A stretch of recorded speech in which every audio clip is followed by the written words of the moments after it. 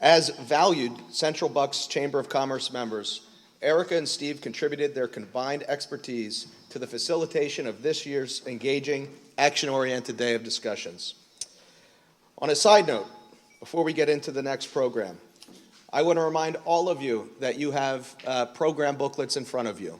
So as we move around today, please remember to bring those with you, right, as you're jotting down your notes and any questions that you have.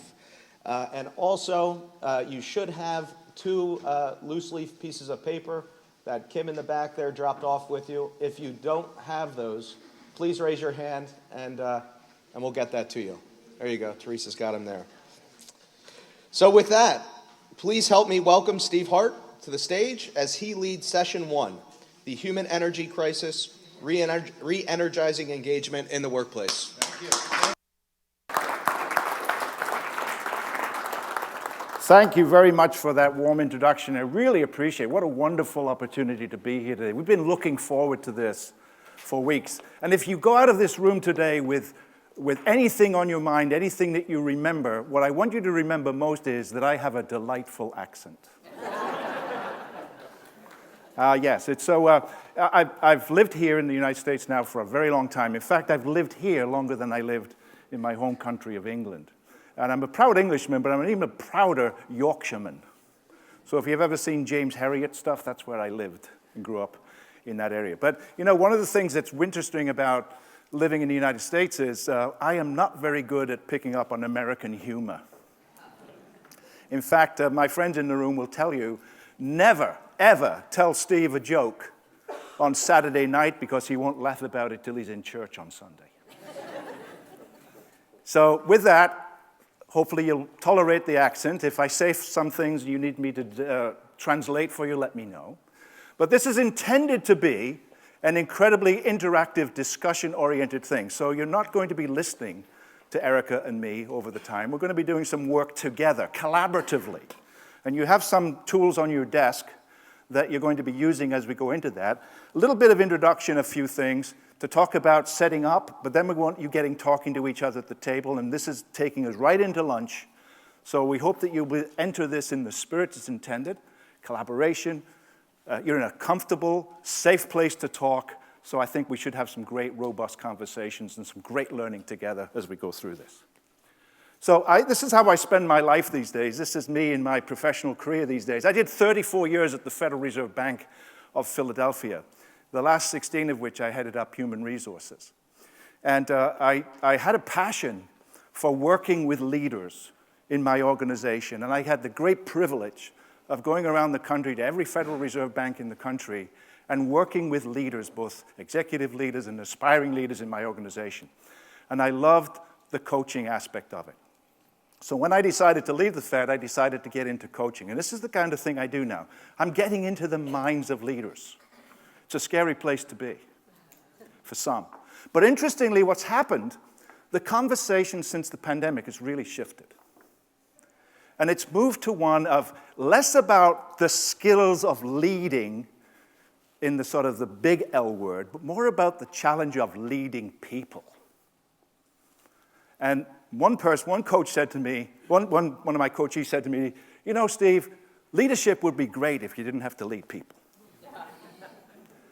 And that's a great shame, right? Leading is about the people. And we've somewhat forgotten about it. And our inattention, to some degree, has led us to creating what Jack Groppel said, does your organization have a human energy crisis? Partly it's because there's been a bit of a neglect, or maybe a lack of art, around our ability to connect with our people in a way that's important to them, to create those safe places that they yearn for in your organization, and the type of experience that they want in a post-pandemic workplace. So we're going to explore that a little bit and figure out what's going on. And this theme was actually reflected, again, by, you probably read this article by Kathleen Hogan, Microsoft Chief People Officer in Fast Company in March of this year. She said, from the warehouse to the sales floor, to the office, workers are languishing, feeling burned out, and exhibiting emotional detachment. That is what the human energy crisis is about. It's about the burnout that we're experiencing in our workplaces and the lack of energy that is drained as a result of that experience that we're all having. The impact of this is pretty frightening. According to the Microsoft Work Trend Index, global survey of 20,000 workers, 48% of employees and 53% of managers report that they are burned out at work.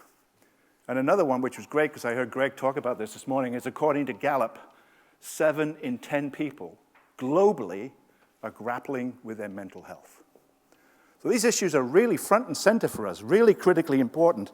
So my first question for you is, I want you to talk at your tabletop. What do you think's driving it? What's fueling that experience that we're having right now? So a few minutes at your table, just jump right into the conversation and just talk for yourself, among yourselves for 2 minutes. What's driving it?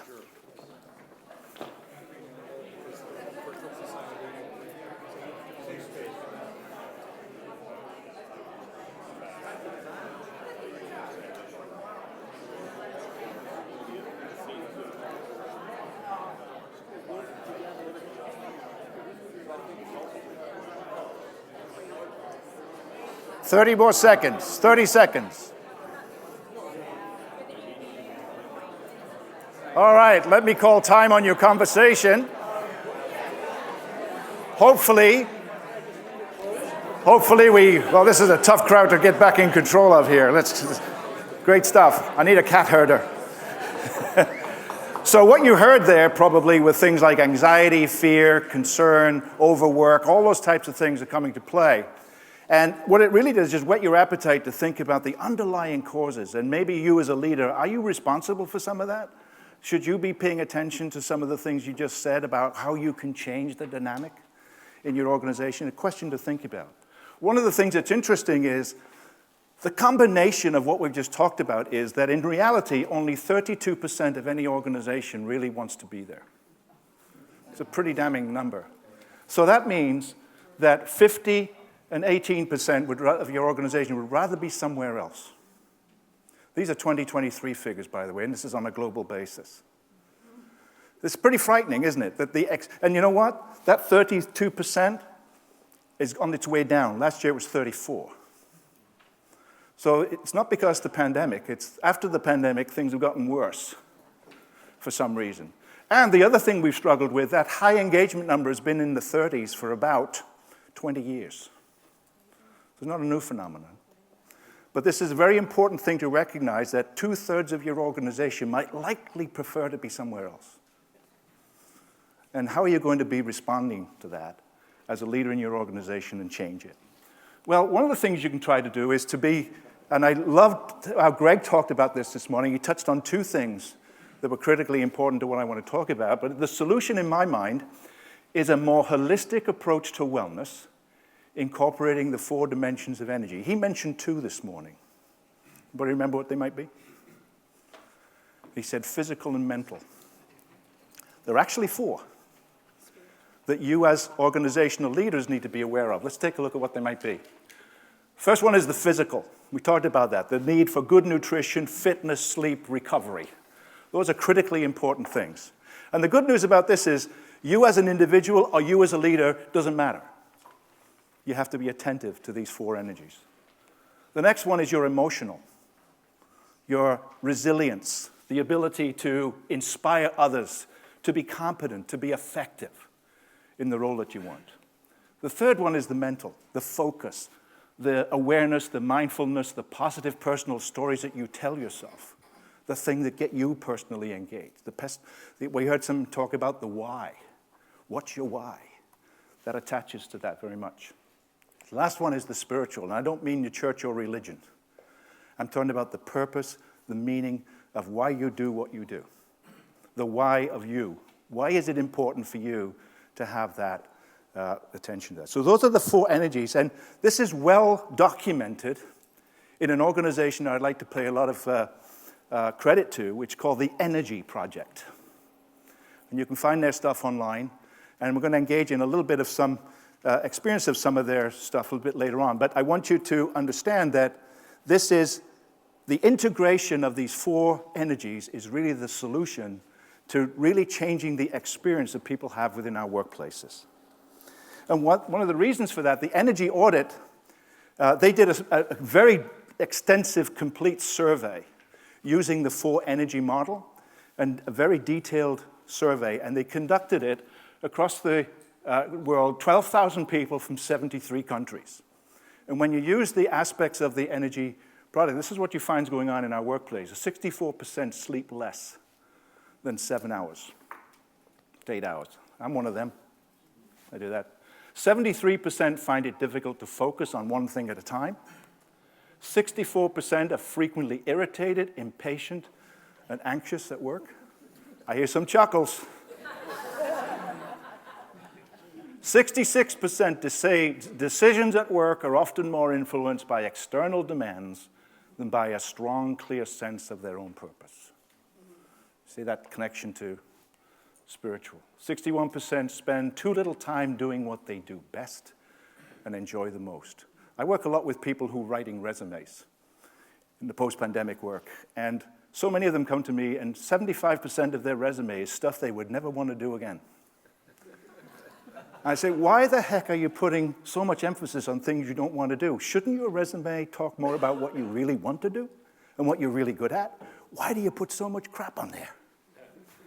And it's sort of a mental thing we've got to get over. We feel like we have to justify. But when you work with your passion, when you work with the stuff that you really are good at and what you care about, you transform your life, you transform your work. Easy thing. So when you do your resume, think about the things you would want to do again for another organization, not about the things you had no desire to ever want to do again. Lastly, 80% say they spend too much time reacting to immediate demands rather than focusing on activities with longer-term value and leverage. So we get a deep insight from this survey data on what the experience is like when this has happened. And what we find is that the solution, the 4 energies, reflect how we feel. How we feel is so critically important to the experience we have in our workplaces. And leaders have a critically important role in ensuring that. It's an internal barometer for our well-being, a measure for our daily stress levels, an amount of fatigue we experience, and it's the key to achieving our personal mission in life, to what matters most to us. I don't believe in work-life balance. I believe in work-life harmony, work-life fluidity, and Erica has another term that she'll talk to you about that she uses for this same thing. But the idea is that our work lives and our home lives are inextricably linked. What we need to be able to do is find our why in both of them and find a way to bring them together in an incredible way that transforms the experience for you. So the goal is to train, expand, and manage our own energy. Capacity to do that, overall health and performance in both life and work. So I want you to think for a minute. I'm going to give you 1 minute to do this. Which of the 4 energies is the strongest driver for you at the moment? Just talk among yourselves at the table again. 1 minute. Go around the table. Which energy stands out for you as the one you can? You'll probably have 2 that you care about, but there's one probably driving you. Which one is it? Have at it at your at the table.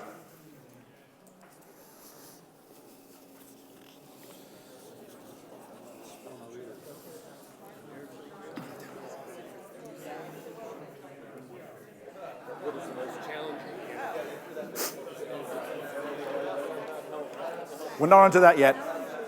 We'll just ask this question up here. We'll get to that in a minute. We'll get to that next. Which of the 4 energies is driving you today? Is it your physical energy or is it your spiritual energy? Which one are you relying on?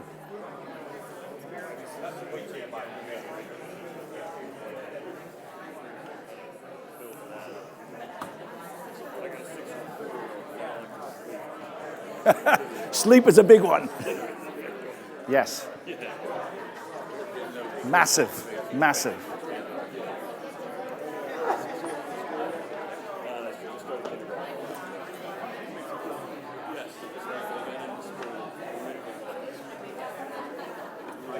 All right, time. By show of hands, who is driven most by the physical? Show of hands, physical. All right. How about emotional? Ooh, good number. How about mental? Wow. And how about spiritual? Yeah, see, they're in the room. We're all in the room. If we could just think of how we can tap the minds of people in here, what's driving you, what have you. So to that end, I want to sort of do a bit of an overlay of the special responsibility that I believe leaders have in making this happen. One is, and we heard Greg talk about this today, it was so great. We didn't rehearse that with Greg, but he touched on so many things this morning in his remarks that sort of reminded me of this. One is this, the special consideration for leaders. What do you want to do? That great question that Kevin asked him. Establish a caring culture. Critically important. By the way, I'll make these slides available if anybody wants to have them. You're welcome to them. Create a safe place with people. Greg talked about that, a big one today, safe place. Get to know people at a deeper level than you do today. Get to know who they are, not just the surface level responsibilities, but who they are as a person. And pay homage to that, honor to that. Set an example yourself. If you're not energized in your workplace and using the power of your own attention to these things, then people around you will not either. So you have to be an advocate for this. You've got to provide encouragement for people. You've got to pace the work in a way that's meaningful for people and adjust policies and procedures that are needed. So the HR people in the world, that's your job. So what I did was I took the Energy Project's massive, extensive survey, and I distilled it down in my own words. And there's a booklet on your table that says the Human Energy Assessment. I want to give you a little bit of time. Just open up that booklet for a minute. And there are the 4 energies down there. And the way you do this is for every statement in each one of the energies that's true for you, you give yourself a 1. And that's it. You leave it blank if it doesn't apply to you. And then you total up your number at the end. And then there's a score key there that gives you some sense. Let's get that far, and then we'll see where we go from there with the questions that I've created for you to do. All right, so go through each of the questions, give yourself a score. You'll have some number out of 12.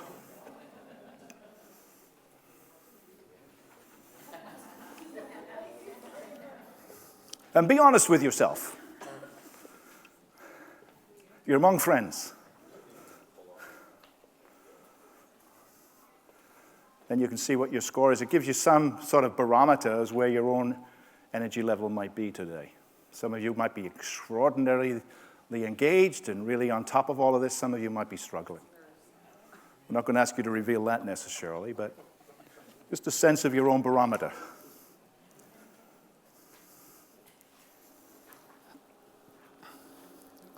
So what I'd like to do for the rest of the time, before we bring this to a close, is have you at your tabletop discuss the 3 questions that are on the page 3 or page 2 of the handout.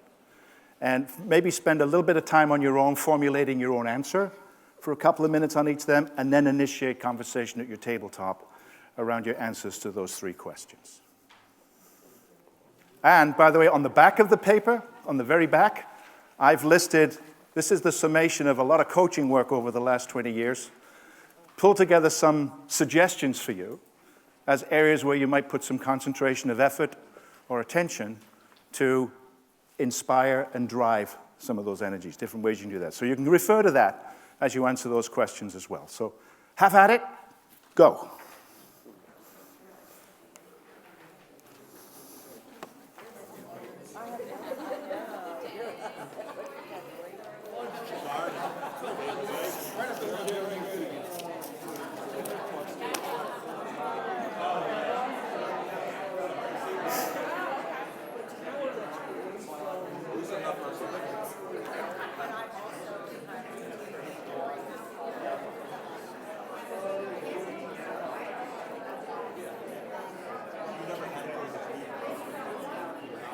And then we have this demographic going over here. So without looking at their page, we said they probably aren't scoring well in the physical area. So you had some chance to talk. There's quite a variety of scores around the room. There's one table over here with young people and people who are not quite so young, and they said they're very different from us in terms, but actually there's quite a nice blend. I don't want to do a go around the room kind of thing. We don't have time for that. I'm going to be around the rest of the day if you want any more of the insights around this. I'm happy to have conversation. But would anybody like to share? One person like to share their thoughts? Thank you. Hi. So I work for J&J, and I went through the HPI program. Yes. This is amazing stuff. So, and one of the things things I noticed as I was, and I'm still not at 12, but I've been through the program 3 Yes. opportunity. But I noticed that on the physical part, I did well. And the challenging question you asked is like, why are you doing well in one and not the other? Yes. Because I'm making time for it. I'm scheduling it. Yes. The physical dimension, but not the Yes. mental. Yes. You have to be intentional about this, and you've got to have an awareness of sort of build. You know, we are creatures of habit more than anything else. What we need to do is break the habit, right? So if you're the kind of person that goes to bed at night with your phone and you're watching Netflix like I do on my iPad, that's not a good thing. We don't want to be doing that. We need to break the habit, those types of things. And think about it in your nutrition. Think about it in your approach to mental health, keeping yourself strong, eating right, doing right, exercising, all those types of things. I challenge you to find one thing that you could do that would get you going in the right direction, right? Just start there and build and build and build and grow. And you can fight this, you can overcome it, but the attention to the 4 things is so critically important. Now I'm going to move on to Erica in a minute, but before I do that, I'd like please all of you to stand. You've had a great conversation with the people at your table, and now it's your time to express your gratitude to the people at your table. High five the people at your table. Thank you, thank you, thank you. Creating the energy. Commitment to keep it going. And here's Erica. All right. So we are continuing to build upon, Steve, I got really excited when I did the self-assessment because my data improved. So when I looked at the quality of life and where I'm landing, I'm not yet at 12, but I'm getting closer. I'm self-competitive. So when it comes to this, we're talking today about that culture code, about how to unlock those secrets to high-performing workplaces. And we're discussing in this next segment about thriving in the hybrid environment.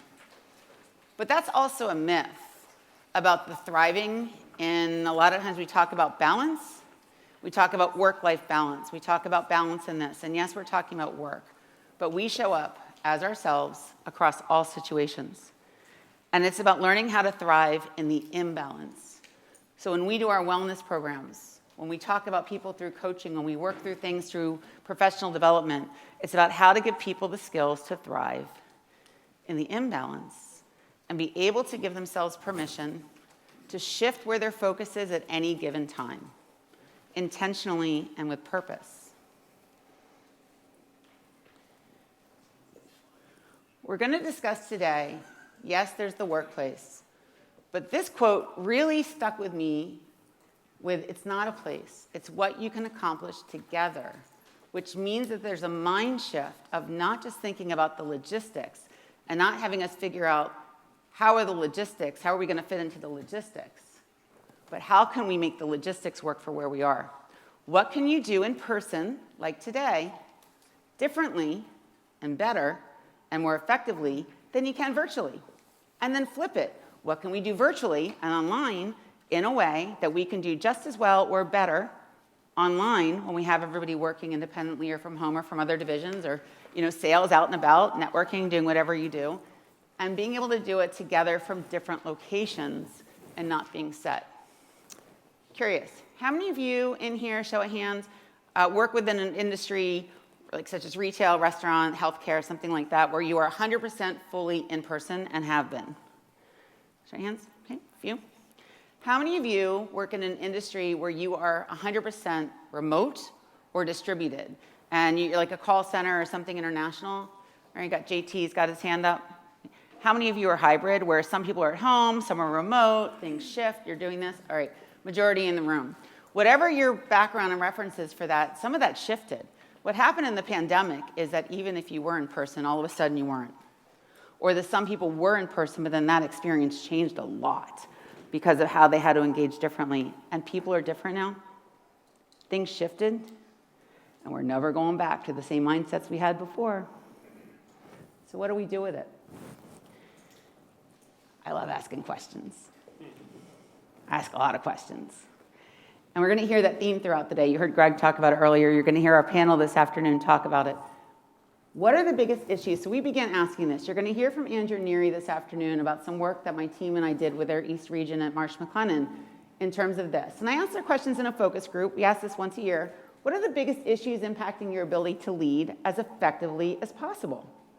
And boy, did they come up with a whole lot of things. So what was most relevant to this was the information on getting their perspectives. Because if we were just going to throw training or coaching at what we thought were the surface problems, we were missing something. So we asked them what was most important, and out of that came 3 primary questions. There were a lot more as we looked at the data and the questions we came on, but these were the 3. And I began realizing this wasn't just specific to Marsh. This was all to whether you were a nonprofit or there were other companies we work with, people in different regions. I was hearing some of this from one of the VPs of HR I was working with in Germany. Same questions. So how do we mimic that? How do we do this? So today we're going to find some answers to this. And you are here today to hear from a lot of external experts, but there's a lot of expertise in this room. So we're going to tap into this today as well. Let's take a step back for some context first.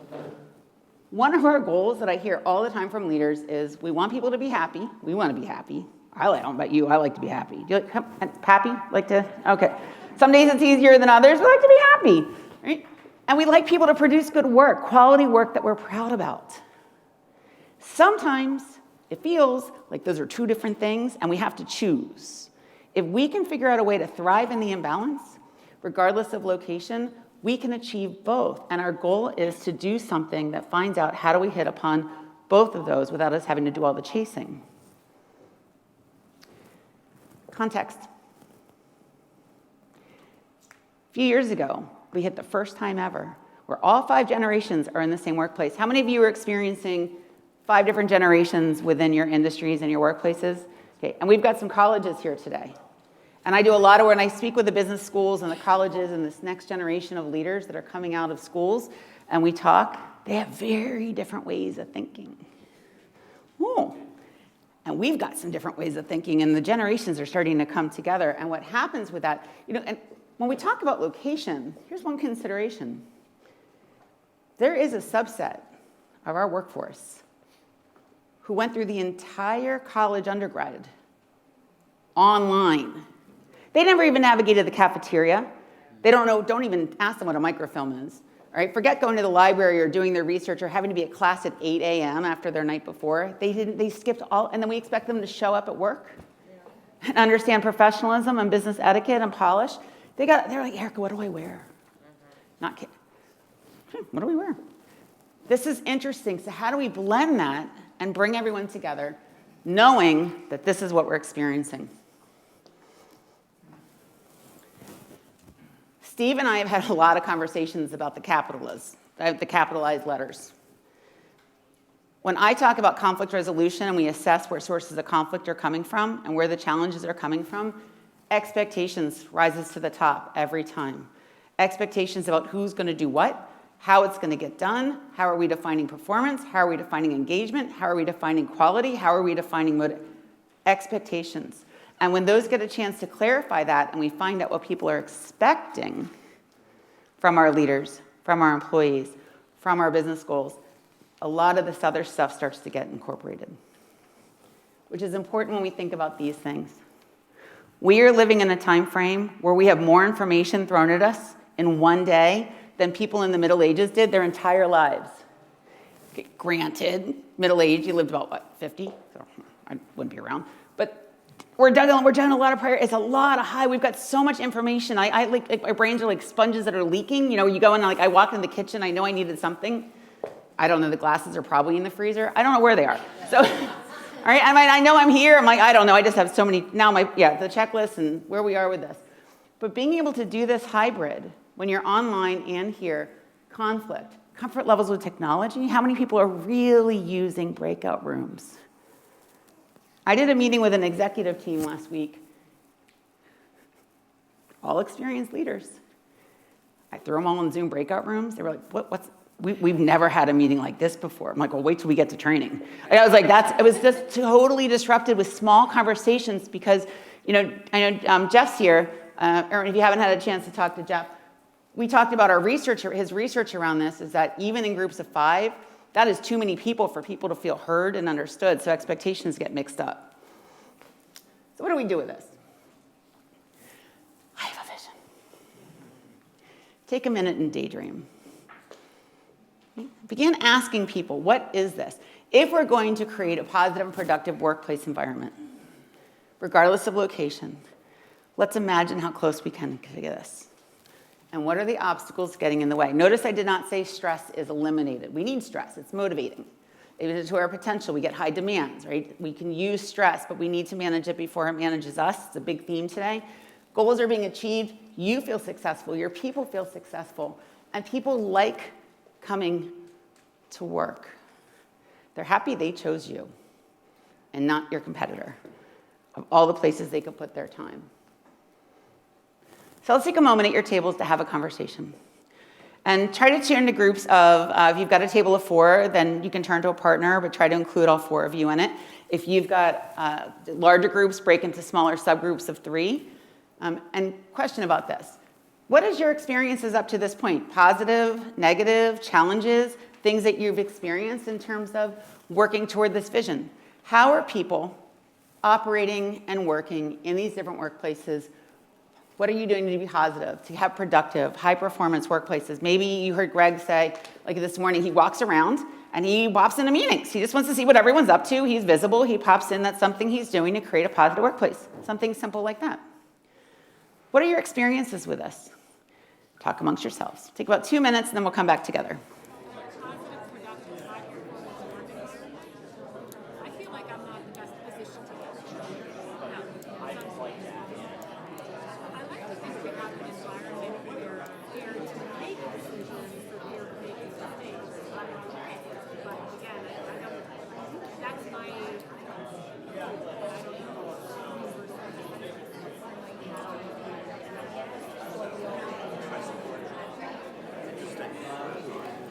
I might add to mention I started my career as an inner city Baltimore educator. I can get this room back together.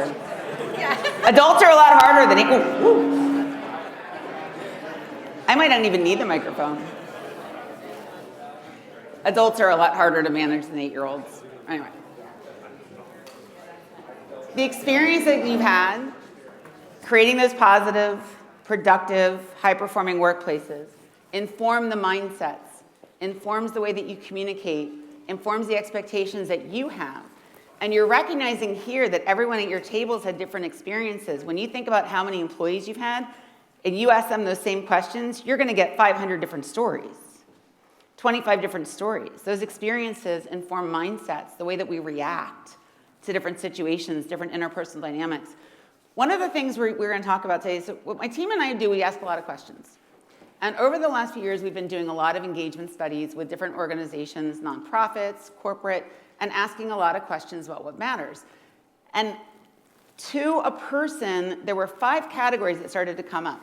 Right? We began looking at how transformational shift happens. Where are the obstacles that need to get removed and what the changes? Now, we just recently added the F in.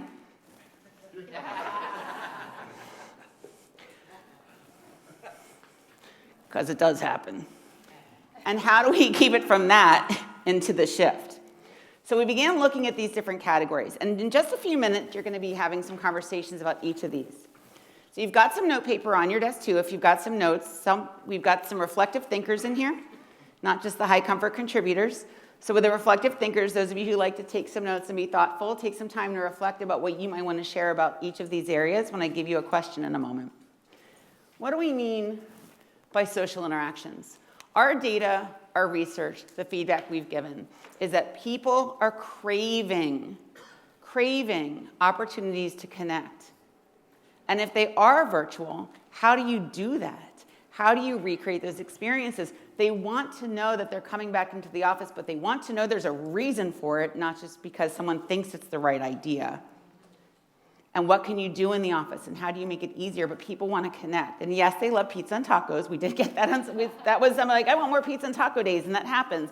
But they also want to know that the relationships they have with their colleagues and their managers is strong.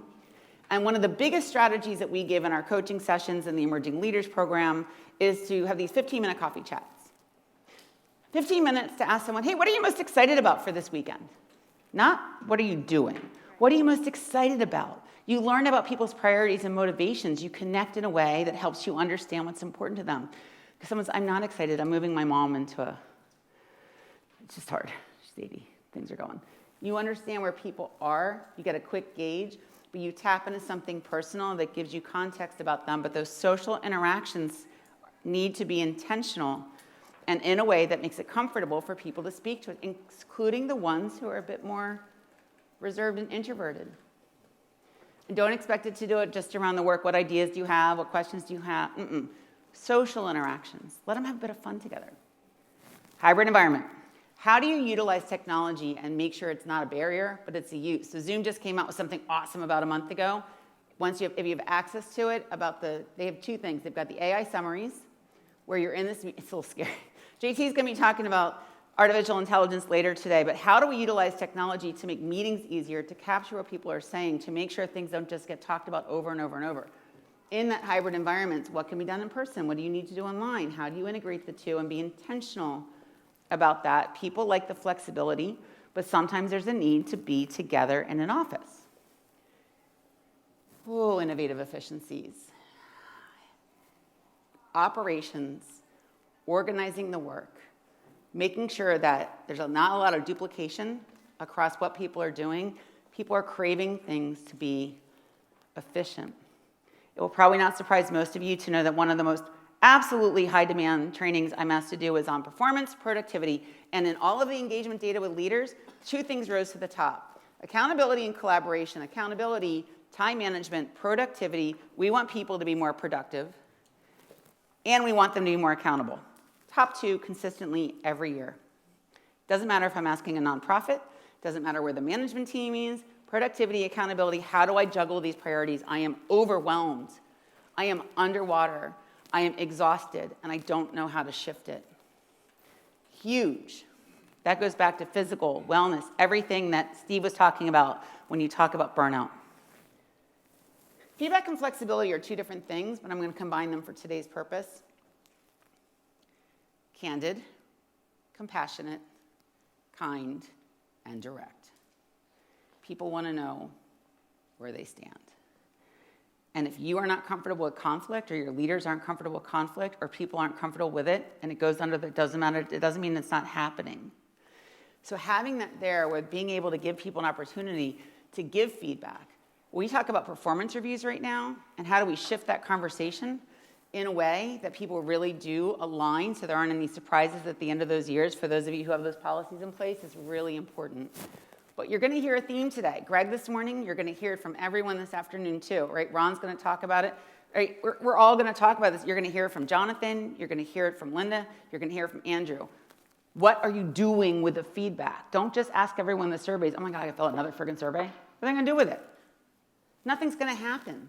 Nothing's going to change. And then the quality of what you get, not so great. But if they know you're going to do something with it, you're going to get quality answers. And that's going to improve your culture. Training and time. We began asking people, what's the training you know your people need in order to be productive? But then we asked them, people themselves, what training do you need? They were two totally different lists. The people themselves said, tell me how to do my job.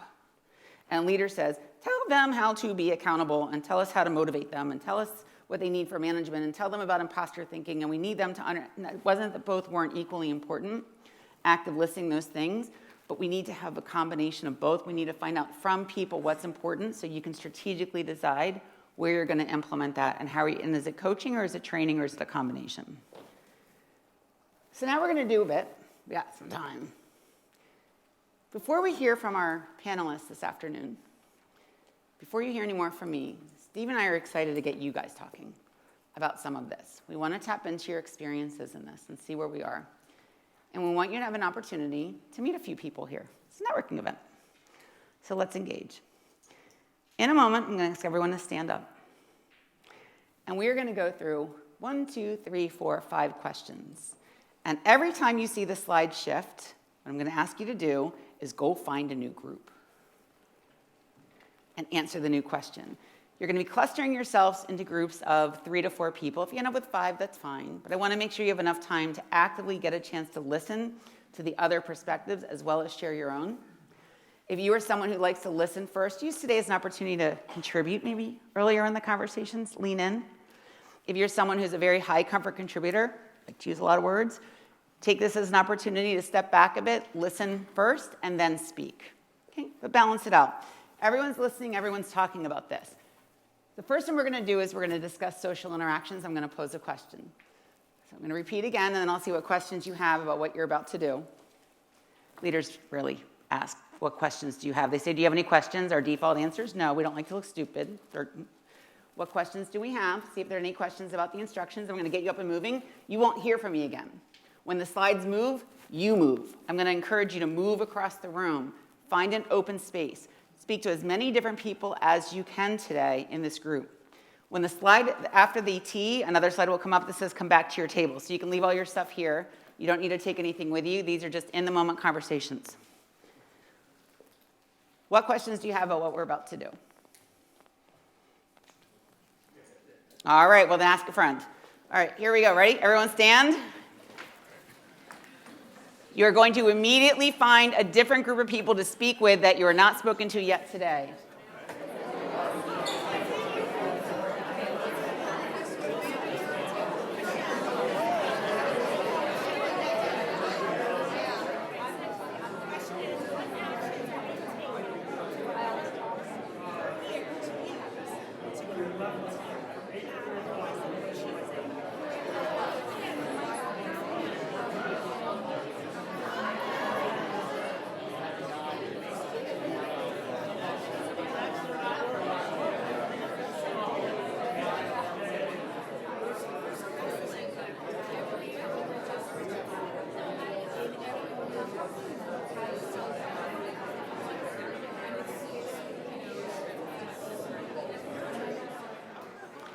How many of you today spoke with someone you had never yet met?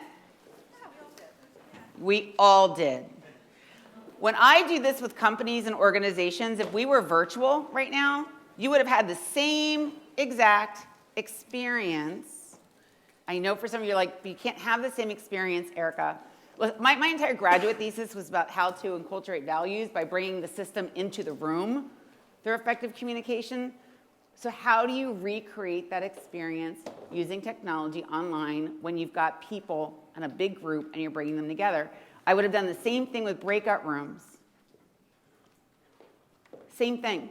Small group conversations, certain amount of time, switch you, independently moving you through for the conversations so you can have the conversations. I want you to think about how frequently your teams have opportunities to speak in small groups of 2 and 3 about something that's not necessarily about the work, and or how to bring people across from different departments, whether it's online or in person, to problem solve, to think tank, to look at something from multiple angles and multiple perspectives, to creative. That's where innovation comes from, even if it's a small innovation about moving the coffee pot.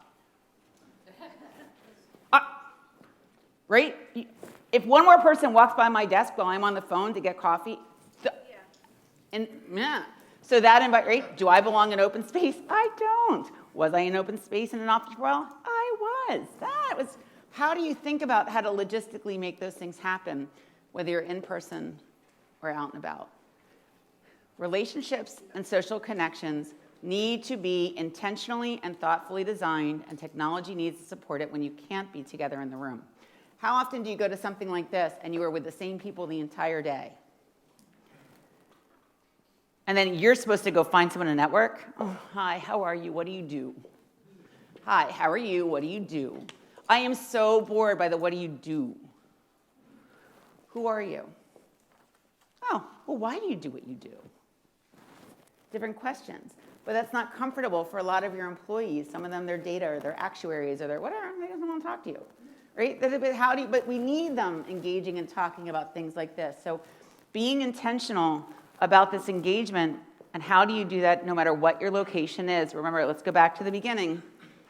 It is about what can you accomplish together, period. With each other, not in spite of each other.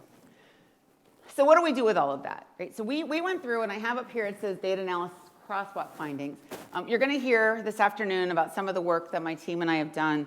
I want to share that it's not just with corporate or with organizations or with office-based things. One of our other groups that we're working with, they couldn't be here today, but the Bucks County Housing Group whose entire mission in this region is to address food and housing insecurities.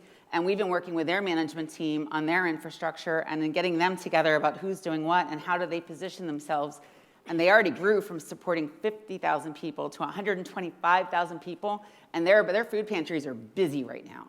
And their growth goal is 500,000 people being served in Bucks County. You guys have a lot of need. We have a need here. Well, how do we do that?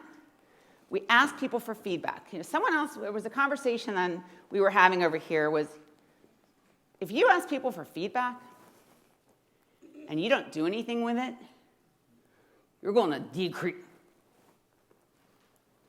What a waste of, do not waste people's time. Don't ask me my perspective if you aren't willing to do something. So I would caution you, if you're not ready to do it, don't ask in the first place. Don't send a survey out because someone told you you should. Take the effort to analyze it. And if you are too in the weeds to do it yourself, bring in a third party. I've heard a few people, Greg talked about it, we're going to hear about today. Bring in someone who has the objective observation to look at it, bring it back, and make sure it's accountable on time so that you can go back and do something with it. Here's the guide that we came up with. So as we began putting this together, we began realizing that there were 4 core areas. When you get feedback from your employees, consider which of these buckets. Now, these are subjective. There's a lot of things fit into more than one category. Yes. But it's a way to organize. People like things organized. How do you organize it so you can do an action plan? And where are you, to go back to what we did earlier today with Steve, is where are the areas that we might need to, where are the numbers where you didn't have any ones? Where are the areas where you have the biggest opportunity? That SWOT analysis, where's the strengths and where's the opportunity to shift, to change? Communication often gets put into its own bucket. Communication is in everything we do. How do we communicate with ourselves?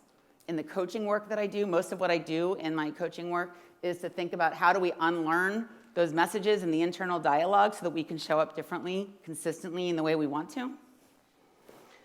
How do we do this with leadership, culture, and environment? It ties to retention.